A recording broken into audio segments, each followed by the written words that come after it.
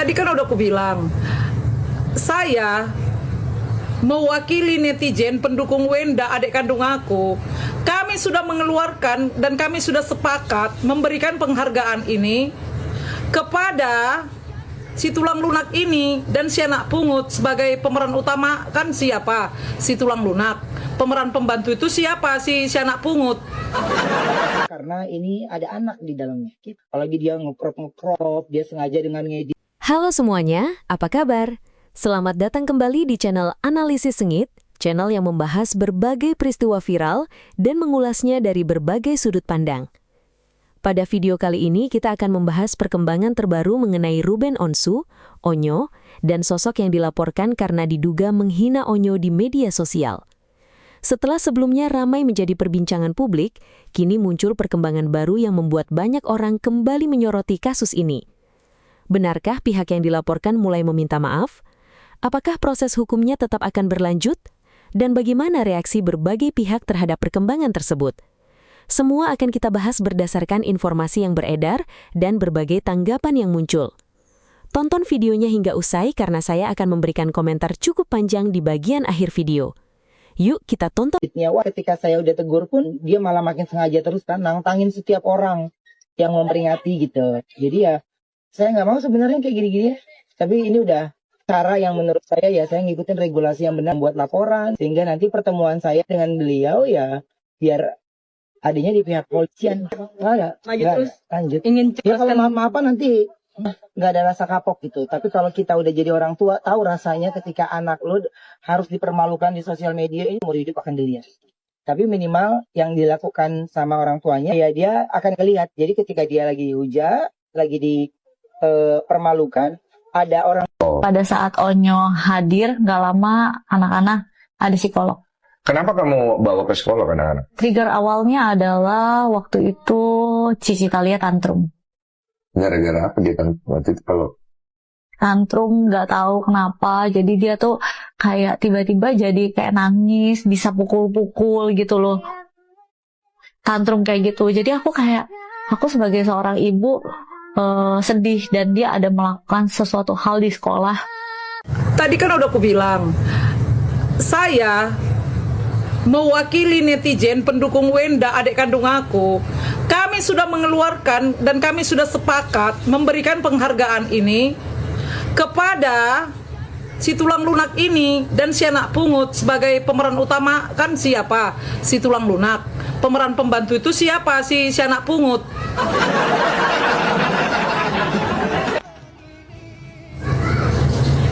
Iya kan? Iya kan? Iya betul itu, Li. Sebenarnya orang ini udah paham loh. Sebenarnya orang ini udah tahu loh kebenaran itu. Cuma ya karena kau lihatlah pitiku Sisi. Aku nggak mau nggak mau berdebat seperti apa. Sebenarnya dia mau kemana pun itu urusan dia, hak dia. Cuma jangan terlalu drama kali kau. Gitu aja sih. Kau mau pindah kemana pun lo ya urusanmu ya itu. Haknya itu. Ya kan weh.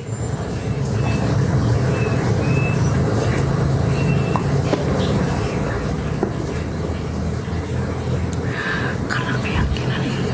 Karena keyakinan. Aku bisikkan lah ya. Karena keyakinan itu.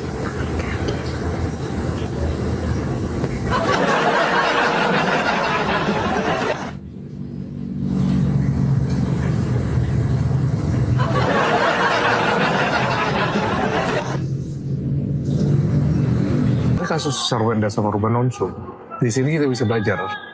Apapun yang mereka lakukan sekarang, menurut gue itu adalah sangat masuk akal, sangat manusiawi. Gue bukan mau bilang siapa benar siapa salah, cuma mau bilang sangat manusiawi. Katanya gini, kalian harus siap-siap kalau kalian mau menikah. Ini adalah semua cewek, mau dia seberapa cantik, seberapa manis, seberapa romantisnya sekarang, itu akan berubah. Dan juga semua cowok-cowok yang tadinya ganteng, yang tadinya perhatian, dan love bombing lu, itu semua akan berubah. Begitu lu udah married, apalagi begitu lu udah punya anak. itu ya yang terlihat di video yang dianya teriak-teriak kayak begitu ya, dianya ngomel-ngomel, dianya ditanya apa kejawab apa, suka nggak nyambung, normal. Banyak cewek semuanya tuh berubah menjadi begitu. Dia jadi emak-emak, jadi sering ngomel, jadi sering kritik, semuanya nggak cukup, ya kan? Dan cowok juga berubah. Tadinya mungkin perhatian, tadinya romantis, dia berubah sibuk dengan pekerjaan, jadi mungkin lebih terlihat cuek dibanding waktu pacaran, terlihat kurang ada waktu dibanding waktu pacaran, terlihat kesannya tuh nggak peduli gitu ya. Karena si cowok udah sibuk dan capek dengan pekerjaan dia sehari-hari. Udah sibuk ngurusin kerjaan, sibuk ditipu, sibuk ngurusin pegawai. Pusingnya tuh banyak. Dan cowok tuh bukan model orang yang sharing, ngobrol. Cewek itu cara dia mengatasi stres adalah biasanya ngobrol dan sharing. Cowok biasanya diem aja, atau dia sibuk sendiri dengan temennya, atau dia sibuk sendiri dengan dirinya, atau dia main game, atau dia tidur, istirahat, normal. Jadi kesannya buat si cewek, kok cowok gue jadi berubah ya? Buat si cowok, kok cewek gue jadi berubah ya? Semua perubahan ini wajar dan kalian perlu siap-siap menghadapi ini semua. Jadi memang lo itu harus sabar, lo harus kadang nahan diri, nahan ego, harga diri. Kalau dalam pernikahan itu memang udah nggak ada guys. Apalagi buat lo yang cowok-cowok. Sudah sangat wajar, oke? Jadi semuanya biasanya yang sukses itu adalah lo udah tahu dengan semua perubahan ini, lo udah bisa nahan diri lo, nahan ego lo tahu apa yang mesti lo lakukan. Kurang lebih begitu guys, oke? Jadi semoga kalian berhasil dalam pernikahan kalian. Bagaimana karir Sarwenda setelah ini? Karena dari kemarin banyak yang nanya ya. Tapi sebelum saya lanjutkan, buat kalian yang pengen diramal langsung ke saya pribadi, langsung DM ke Instagram saya di @marcelwen atau ke WA, nomor saya ada di bio. Tapi upayakan DM dulu di Instagram karena takutnya aku lagi nggak aktif atau error ya. Dari kemarin banyak banget yang nanya gitu ya, kok gimana nih karirnya Sarwenda setelah ini ya. Dan di kartu yang pertama ini simbolnya ada kartu Page of Swords. Ini menandakan bahwa karirnya sementara waktu akan surut seperti itu, karena ya ramenya beredar hal-hal ini gitu ya, karena yang ngelarisin dagangan dari live-live-nya Sarwenda siapa ya? Netizen, ya orang-orang yang nonton gitu ya. Tapi dengan adanya kasus ini, otomatis netizen juga punya persepsi yang oh ternyata Sarwenda begitu, Sarwenda begini, punya persepsi yang negatif sehingga mengurangi nilai jualnya. Jadi ya karirnya sementara merosot ya, brand-brand endorse gitu ya. Ini pasti beberapa banyak yang batal juga seperti itu ya. Ini pasti akan mempengaruhi karirnya di waktu dekat ini.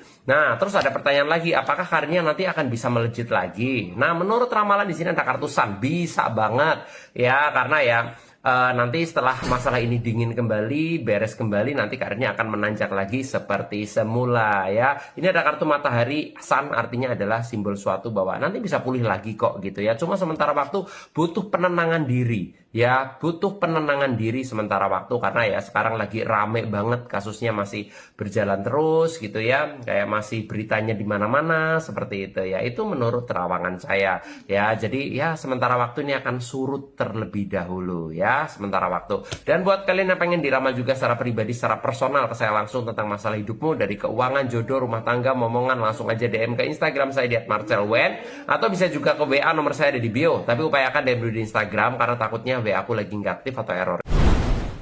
HIP tuh Nia lahir dari mana? Mau gue unjukin di mana gue wek-wek-wek-nya? Tuh di atap, di atas genteng, di atas kompor yang 1 miliar, di dalam opennya sekalian biar nambah hot.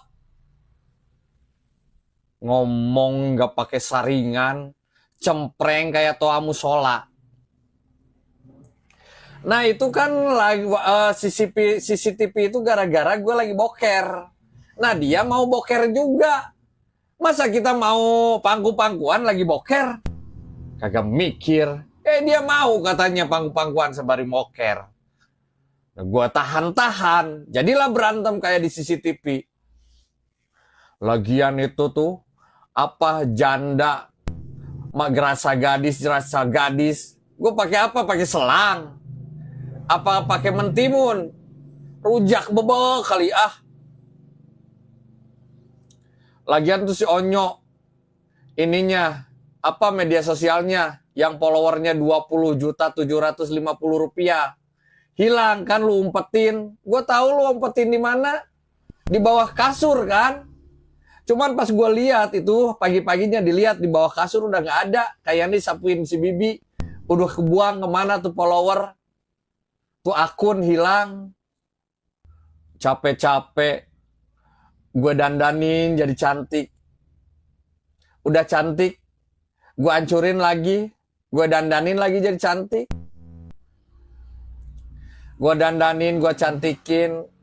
Gue pakein daster. Gue lempar ke jalan. Tahu gitu mah gue biarin di pinggir jalan supaya dipungut sama Teknopi. Gue cantik-cantikin. Gue malah diinjak-injak. Jangkrik kali gue. Oke. Mungkin Mas Nanda kan awalnya kita tahu Kokom podcast dengan Mas Nanda menceritakan banyak hal itu, mungkin banyak hal ya apa ya kayak ucapan Benso yang mungkin kode ya. Sempat expect nggak sih artinya Kokom ini podcast lagi di tempat Deddy Corbuzier? Aku sih melihat itu wajar-wajar aja ya, karena kan serangannya makin besar. Jadi dia ingin meluruskan sebenarnya, ingin meluruskan tanpa memberikan serangan balik yang apa ya, yang kuat gitu. Karena aku yakin, dan Ruben juga udah pernah ngomong kan di podcast aku bahwa dia menyimpan banyak lah gitu ya. Dia bilang kalau yang ada ini aku keluarin tentang kelakuan mantannya, se-Indonesia pasti akan geger. Sebenarnya itu kan kode bahwa Ruben sangat bisa melakukan itu. Cuman sampai sekarang kan dia nggak lakukan itu. Di podcastnya Deddy juga dia nggak ngomong itu. Gitu. Jadi kalau kita perhatiin itu ada hal-hal yang Ruben posting misalnya di media sosialnya tentang mantannya atau pasangannya mantannya yang sekarang itu karena berkaitan dengan anak-anak. Tapi sekarang udah melebar kemana-mana ya, aku berharapnya nggak kesana arahnya. Cak, lo udah lihat belum Cak? Itu lagi rame Cak, si Ruben Cak posting ya. Nah itu tuh Cak, pentingnya sadar diri ya, menghargain perasaan orang. Lu bayangin aja, gue juga kalau harusnya tuh yang tantrum si Ruben, harusnya yang tantrum ya, yang harusnya yang cing. Nah harusnya si Ruben kayak begitu Cak ya, cih gitu Ruben harusnya. Lu bayangin aja si Ruben masih kerja banting tulang ya, nyukupin kebutuhan anaknya, masih dikasih nafkah ya, nyiapin tempat tinggal yang layak, yang gede kayak begitu Cak, rumahnya aja segede alahin gambreng ya. Nah terus si Sarwenda bawa pacarnya ke situ, syuting love endorse ya, harus punya rasa penting, sadar diri tuh kayak begitu Cak, jadinya malu kan. Nah, harusnya mah yang tantrum si Ruben, yang lebih pantas tantrum ya, bukan si Sarwenda. Kayak gitu, syuting di rumah orang Cek, kan jadi malu ya. Coba kalau Sarwenda bisa jaga sikap kemarin pas live ya, emang sih Cek, kalau orang lagi jatuh cinta tuh ya Cek, udah lu jangan suka ngasih tahu orang yang lagi jatuh cinta, capek Cek, gak akan masuk lu ngasih tahu pun ya. Lagi berbunga-bunga Sarwenda itu ya pantas ya Cek ya. Si Sergio itu kan cucok meong Cek ya, lu juga doyan kan lu kalau tipe-tipe si Sergio ngedeketin lu, doyan kan ya. Tapi kan harusnya ya umur segitu harusnya kan bukan ABG labil gitu ya, umur dewasa kayak gitu mah tuh udah ngerti ya, harus dewasa, punya etika, sadar diri ya. Mana aku juga lihat ya potongan-potongan live-nya tuh, katanya apa anaknya gitu-gitu kan, kayak siapa ayah Tania, katanya ayah Sergio yang ganteng. Ganteng doang, gak bisa beliin rumah, berjuma aja, gak bikin kenyang. Kalau apalagi sih ketawa mulu. Ini loh Mas Ares apa kagak? Udah ketawa aja dulu. Kita banyak belajar dari kasusnya si Doi. Orang yang kita bantu belum tentu baik sama kita. Begono, malah ditusuk lagi dari belakang. Ya jangankan orang lain, mantan aja nih dari Luperpindo udah dioperasi sampai segitu bagusnya. Buset, nginjek. Lah ini cuman orang lain dibantu, ya pasti nginjek lah. Bikin apa fitnah mulu, buset. Sadar diri, kartu kredit sampai pakai 200 juta. Yang cari duit siapa, yang pakai siapa, busuk. Otak-otak, ya ampun kata gue nih, manusia ini, ampun. Gue kalau semamanya nih ya, gue kerja di situ, terus gue jadi kepercayaannya, buset, bakalan gue, ya ampun, gue jaga nama baiknya, biar sama gue kerangkeng, gue gembok. Gila ya, lo sadar diri, dibantu, malah nusuk. Buset, nih janda. Ketahuan kan janda siapa yang selingkuh. Jijik banget, selingkuh teriak selingkuh. Amit-amit, ini namanya maling teriak maling. Ya janda sadar diri, jedotin kemana, tembok muka lo. Jangan muka aja, tapi pala. Selain kepala apalagi ya gitu. Lo minum baygon ya sayang. Baygon dicampur solar, dicampur bensin. Aman itu, bagus. Ketemu siapa? Ketemu Tuhan. Udah ah. Di sini siapa yang udah nonton itu podcastnya si Doi? Gue nemuin kata-kata yang paling gong banget. Dari siapa? Dari Om Deddy. Gue temen elu. Gue gak mau bersuara dan gak mau ikut campur kecuali lo meminta bantuan sama gue. Itu yang namanya temen. Temen bukan nyari panggung ya. Bukan nyari panggung, terus ngomong katanya podcast ini tuh bukan ajang untuk mencari solusi atau mencari kebenaran atau mencari apa, cuma mencari sesuatu yang menjadi penilaian di sebuah dua pihak. Ya bukan kayak gitu kali. Terus gue itu nggak mau awal-awal nggak mau ikut campur karena nggak mau. Ya kalau nggak mau ikut campur lo ngapain ngundang-undang si dia? Undang pertama, iya kan, nggak ada pertanyaan dari netizen. Lah undangan kedua katanya, nitip nggak pertanyaan. Lah kira-kira yang nitip pertanyaan itu siapa? Kan seharusnya lo tahu sendiri. Pihak itu kan ada dua kubunya. Ada yang kubu A dan ada kubu B. Lah yang lo ambilin itu dari kubunya mana kan lo kagak tahu juga. Gong banget nggak kalau kata-kata kayak gitu. Itu yang namanya sahabat. Sahabat itu tuh diem banget. Bener-bener diem apapun yang terjadi. Kalau yang namanya sahabat itu tuh diem begono. Ketika seseorang itu sahabat itu baru bilang, please gue butuh bantuan lo, nah baru kita tolongin. Mau dikatain pansos, aduh gue ngeri. Apa iya masa gue pansos, follower gue udah segini. Ya tapi nyatanya dan datanya emang begono. Udah gitu aja. Aku kesian banget loh ngeliat Ko Erni ya. Terus-terusan aja ada masalah yang datang ke hidupnya ya. Tapi percaya deh ya, orang yang kalau terus-terusan lagi kena masalah nih ya, berarti dia sebentar lagi akan mendapat kehidupan yang luar biasa ya, diberikan Tuhan kepada Ko Er ya. Tetapi gini nih yang saya mau omong nih ke Cici SW ya. Kok tega banget gitu loh memfitnah suamimu sendiri loh, mantan suami, ayah dari anak-anakmu, kamu bilang dia sakit HIV ya. Itu kamu gak malu apa cerita seperti itu? Logikanya nih Cici SW ya, kalau Ko Er itu kena HIV ya kamu juga kena lah ya. Dan kedua anakmu itu juga pasti kena lah ya. Jadi kamu tuh kalau mau bikin drama dipikir dulu ya. Itu akan menghujam dirimu sendiri, drama yang kamu ciptakan seperti ini ya. Ya, belum juga kamu tuh nggak sadar ya. Kamu bisa jadi cantik seperti ini tuh akibat uang siapa? Kamu bisa sampai oplas ya. Sampai Ko Er itu sampai nggak bisa beli katanya beli emas ya. Semuanya itu untuk kamu ya, supaya kamu bisa menjadi wanita yang berkelas ya. Tuh, gimana kurang baiknya tuh Ko Er sama kamu Cici SW. Dia mau bikin kamu menjadi cantik. Dia mau bikin kamu bisa naik levelnya gitu. Berkelas banget, menjadi wanita yang elegan. Kok segitunya gitu loh kamu jahatnya gitu ya.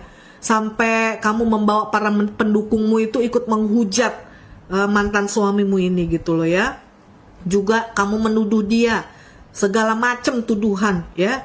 Ingat loh ya, coba aja ya. Sebentar lagi, nggak lama ya, kamu akan menerima semua akibat yang kamu lakukan kepada mantan suamimu itu loh ya. Apalagi kan sebentar lagi ini mau sidang ketiga kan, gitu loh ya. Semoga nih ya, kita doakan semua ya yang terbaik buat Koko R ya. Semoga anak-anaknya itu segera Koko R bisa mengasuh mereka ya. Koko R mendapatkan hak asuh untuk anak-anaknya ya. Oke teman-teman ya, jadi kita ingat-ingat nih ya, siapa sebenarnya yang paling jahat dalam drama ini ya. Oke teman-teman, bye-bye. Kembali lagi di MBG, makan nih bacot gue. Sarwenda dan Giorgio kembali live bareng, netizen nilai jadi lebih canggung. Disclaimer, gue cuman ngerangkum dari berita digital buat warga-warga gue yang mager baca cekidot. Warga-warga sini pada kumpul ya. Makin kesini Sarwenda sama Gio kayaknya bukannya makin dekat, malah makin kaku. Pertanyaannya, ini emang sengaja jaga image atau emang udah kena mental gara-gara omongan netizen nih ya. Di live terbarunya mereka, netizen langsung nyadar ada yang beda. Yang dulu ketawanya lepas, saling lempar candaan, sekarang ngobrolnya seperlunya. Gestur jadi jaga, tatapan dibatasin. Bahkan chemistry-nya yang dulu bikin live mereka rame sekarang berasa hambar. Padahal kalau kita flashback, justru chemistry itulah yang bikin nama Gio ikut melejit. Tapi di saat yang sama, chemistry itu juga yang bikin Sarwenda dihujani komentar negatif ya. Semua gara-gara publik masih ngaitin kedekatan mereka sama proses perceraian Sarwenda dan Ruben yang sampai sekarang masih terus disorot. Yang jelas pertanyaannya sekarang, kenapa harus berubah kalau memang dari awal enggak ada apa-apa?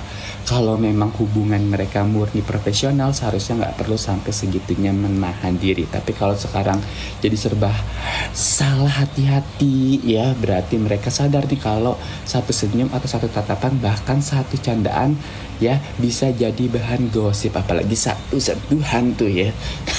Ini juga jadi bukti kalau opini netizen sekarang punya pengaruh luar biasa. Bukan cuma bikin orang viral doang, tapi bisa mengubah cara seseorang bersikap di depan kamera. Yang tadinya natural sekarang jadi penuh perhitungan. Tapi ada satu hal yang gak berubah selama Sarwenda dan Gio masih sering tampil bareng, isu soal hubungan mereka gak bakal pernah benar-benar selesai. Karena di dunia hiburan, klarifikasi sering kalah sama persepsi publik. Nah, kalau menurut kalian nih warga-warga, mereka sekarang emang canggung karena belajar dari drama-drama yang kemarin, atau justru berubah sikap malah karena takut bisa pertama netizen lagi nih? Coba kalian pada komen. Cekidot. Wen, masalah hari aja udahlah gratis lu di hotel mewah sama keluarga lu. Loh, orang lagi boker, lagi lu getok-getok, lu teriak-teriakin. Lu kadang-kadang ini ya, otak lu suka koslet. Suka gak bersyukur ya, dapat suami yang baik, suami yang ganteng, suami yang muda, bukan gadun loh. Hari gini lu dapat 200 jati dari mana kalau bukan dari gadun?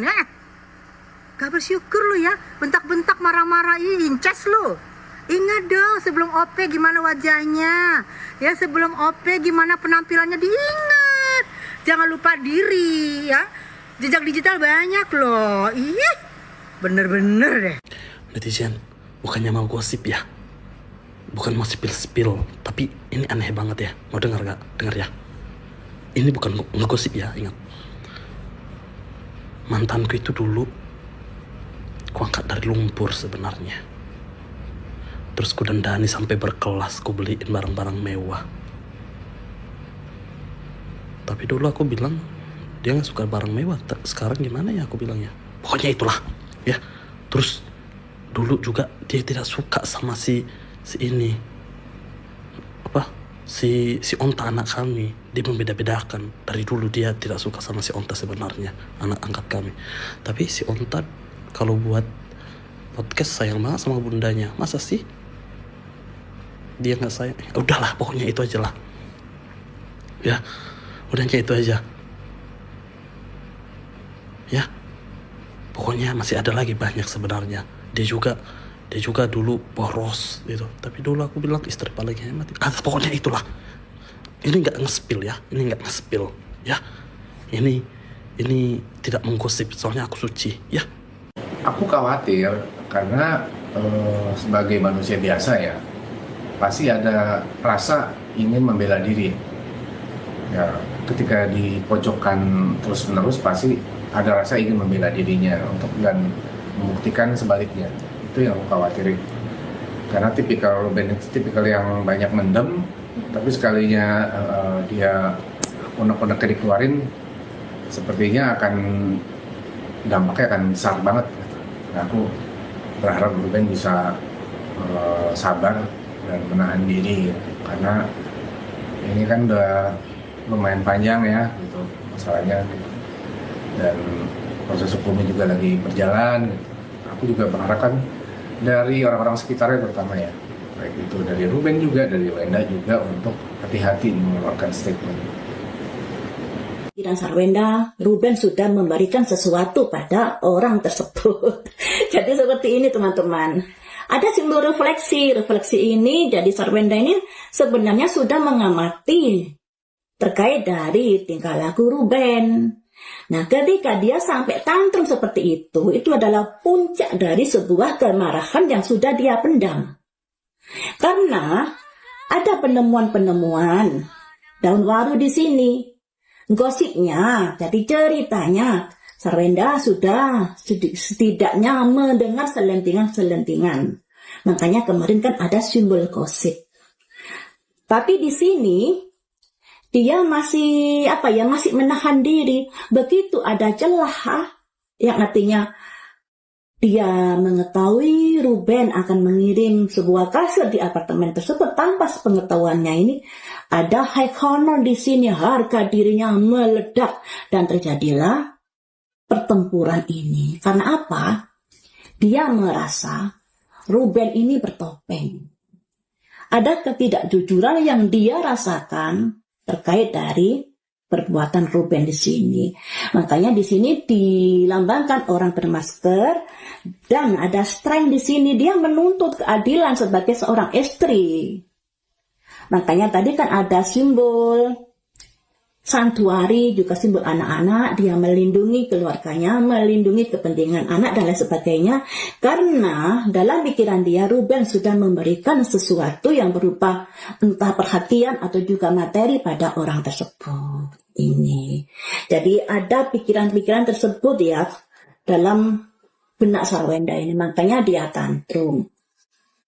Kemudian setelah kamu tantrum pada Ruben, bagaimanakah situasi rumah tangga kalian? Apakah membaik ataukah semakin mendalam ketidakharmonisannya, keadaan rumah tangganya? Ada simbol strength, semakin memanas. Usaha-usaha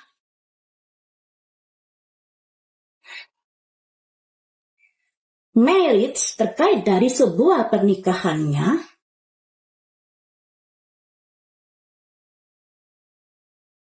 intuisi dan manifestasi tujuan yang ingin dicapai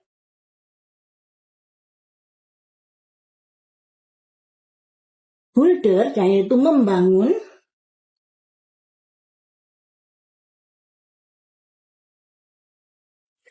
Raja Jangkir. Jadi seperti ini. Setelah terjadi pertengkaran tersebut, ada simbol strength. Simbol strength itu simbol kekuatan, di mana ada yang ingin menuntut keadilan di sini karena apa yang sudah terjadi. Jadi Sarwenda ini menuntut keadilan pada Ruben. Kenapa kamu melakukan seperti itu dan lain sebagainya. Terkait dari perbuatan-perbuatanmu yang menciderai pernikahan ini. Di mana pernikahan ini dibangun yang katakanlah untuk mewujudkan kerukunan dan lain sebagainya ya. ada simbol builder juga, membangun, dan di sini ada simbol Ruben, simbol seorang laki-laki yang gampang terpengaruh, tapi sebenarnya laki-laki ini juga tanggung jawab pada keluarganya. Jadi seperti ini. Rumah tangga mereka setelah terjadinya huru-hara seperti itu tidak serta-merta kemudian ada keputusan untuk bercerai. Tapi di sini ada ada perasaan yang kecewa yang sudah dialami Sarwenda pada Ruben terkait dari perbuatan Ruben. Videonya. Teman-teman, setelah mengikuti video ini dari awal sampai akhir, izinkan saya memberikan komentar pribadi. Sekali lagi, ini adalah opini saya sebagai seorang kreator konten yang mencoba melihat sebuah peristiwa dari sudut pandang yang menurut saya masuk akal. Saya tentu tidak memaksa siapapun untuk sepakat dengan pendapat saya. Justru saya berharap kolom komentar nanti menjadi tempat kita berdiskusi dengan sehat, bukan saling menghina.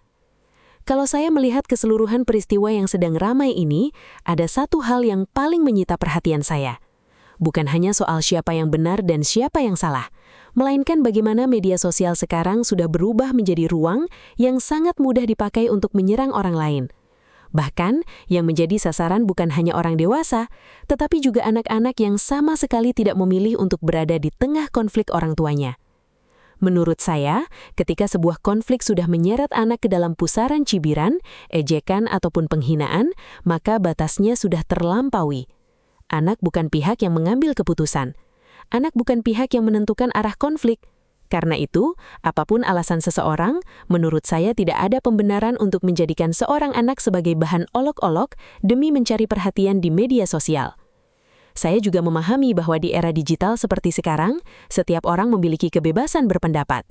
Kebebasan itu adalah hak setiap warga negara. Namun, kebebasan bukan berarti bebas menghina, bebas memfitnah, atau bebas melontarkan kata-kata yang dapat melukai orang lain. Disinilah letak pentingnya tanggung jawab. Kalau kita ingin menyampaikan kritik, sampaikan kritik. Kalau ingin mengomentari sebuah peristiwa, silahkan komentari peristiwanya. Tetapi jangan sampai kehilangan rasa empati. Yang saya lihat dari kasus ini adalah betapa cepatnya sebuah potongan video, unggahan media sosial, atau komentar seseorang dapat berkembang menjadi perdebatan yang jauh lebih besar. Hari ini seseorang menjadi pihak yang didukung, besok bisa saja menjadi pihak yang disalahkan. Lusa mungkin muncul fakta baru yang mengubah cara pandang publik. Karena itulah saya selalu berusaha mengingatkan diri sendiri agar tidak terlalu cepat mengambil kesimpulan. Dalam perkara yang sudah masuk ke ranah hukum, menurut saya kita juga harus memberi ruang kepada aparat penegak hukum untuk bekerja. Jangan sampai opini publik justru mendahului proses hukum. Media sosial memang bergerak sangat cepat, tetapi hukum memiliki mekanismenya sendiri. Kalau memang ada dugaan pelanggaran hukum, biarlah proses itu berjalan sebagaimana mestinya. Saya juga ingin mengingatkan bahwa menjadi figur publik bukan berarti seseorang kehilangan hak untuk dihormati. Seorang artis memang siap menerima kritik, tetapi bukan berarti harus menerima penghinaan tanpa batas. Begitu pula sebaliknya, para pendukung maupun pembenci seharusnya sama-sama bisa menjaga etika dalam menyampaikan pendapat. Hal lain yang menurut saya menarik adalah bagaimana konflik pribadi sekarang begitu mudah berubah menjadi konsumsi publik. Setiap unggahan dianalisis, setiap ekspresi ditafsirkan, setiap kalimat diperdebatkan. Akibatnya, seringkali publik justru lebih sibuk membangun asumsi daripada menunggu fakta yang benar-benar dapat dipertanggungjawabkan. Saya pribadi memilih untuk berhati-hati. Saya lebih suka menyatakan menurut informasi yang beredar daripada langsung menyatakan sesuatu sebagai kebenaran mutlak. Alasannya sederhana, informasi yang beredar belum tentu seluruhnya benar. Potongan video belum tentu menunjukkan keseluruhan cerita. Dan komentar seseorang belum tentu menggambarkan fakta yang sebenarnya terjadi. Kalau memang nantinya proses hukum menemukan adanya pelanggaran, tentu semua pihak harus menghormati keputusan tersebut. Sebaliknya, apabila ternyata tidak terbukti, kita juga harus berani menerima hasilnya. Itulah yang disebut menghormati proses hukum. Menurut saya ada pelajaran yang bisa dipetik oleh siapapun yang aktif di media sosial. Jangan pernah menganggap sebuah unggahan hanya sekedar hiburan. Apa yang kita tulis hari ini bisa menjadi jejak digital yang bertahan sangat lama. Satu komentar yang kita anggap lucu bisa saja melukai seseorang selama bertahun-tahun, bahkan bisa berdampak pada kehidupan keluarga orang tersebut. Saya juga berharap para kreator konten semakin bijak dalam membuat materi. Bersaing membuat konten memang penting, tetapi jangan sampai mengorbankan etika hanya demi mendapatkan jumlah penonton yang lebih besar. Konten yang berkualitas bukan hanya ramai ditonton, tetapi juga memberi manfaat dan tidak menambah kebencian di tengah masyarakat. Bagi para penonton, saya juga ingin mengajak agar lebih selektif dalam menerima informasi. Jangan mudah percaya pada satu potongan video, jangan langsung menyimpulkan hanya dari satu narasi. Cari informasi dari berbagai sumber, dengarkan semua pihak, lalu bentuk pendapat berdasarkan informasi yang lebih lengkap. Pada akhirnya, saya berharap persoalan yang sedang ramai ini dapat menemukan jalan keluar yang terbaik bagi semua pihak. Semoga siapapun yang merasa dirugikan memperoleh keadilan sesuai aturan yang berlaku. Semoga semua pihak yang terlibat juga dapat menyikapi persoalan ini dengan kepala dingin dan mengutamakan kepentingan keluarga, terutama anak-anak yang tidak seharusnya menjadi korban dari konflik orang dewasa. Itulah komentar saya. Sekali lagi, ini adalah pendapat pribadi saya berdasarkan informasi yang dibahas dalam video ini. Kalau kalian memiliki pandangan yang berbeda, silakan sampaikan di kolom komentar dengan bahasa yang sopan dan saling menghargai. Saya justru senang apabila ada diskusi yang sehat, karena dari diskusi itulah kita bisa melihat sebuah persoalan dari berbagai sudut pandang. Kalau kalian menikmati analisis seperti ini, jangan lupa dukung channel Analisis Sengit dengan menekan tombol like, subscribe, dan aktifkan lonceng notifikasi supaya tidak ketinggalan video-video terbaru. Terima kasih sudah menonton sampai akhir. Sampai jumpa di video berikutnya.